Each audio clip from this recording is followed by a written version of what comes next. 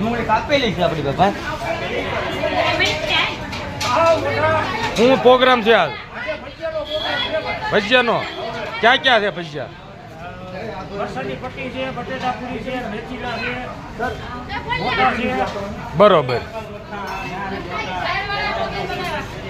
દાળ વડા કાપેલી પડી છે બધી.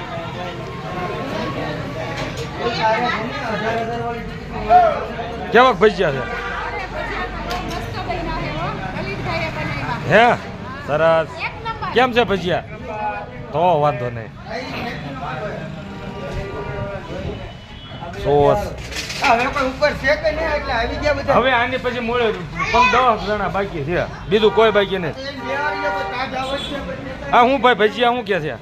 ભજીયા લલિત એક નંબર બનાવ્યા છે, મરચાની પટ્ટીના છે, હા બટેટાની પટ્ટીના બનાવ્યા છે. અને આદેશભાઈ બોલો. જ્યાં ખાવાનો માહોલ માધીપુર જસદણ તાલુકામાં છે. આપણા રાજસ્થાન બેઠા બેઠા ખાઈએ છીએ.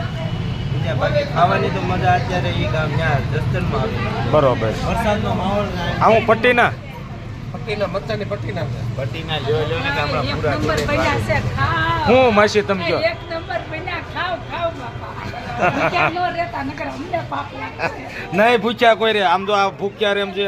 દહીં છાશ સોસ ડુંગળી ભજીયા. બસમાં હવે સોફામાં નહીં થામતા, એટલા જાડા થઈ ગયા.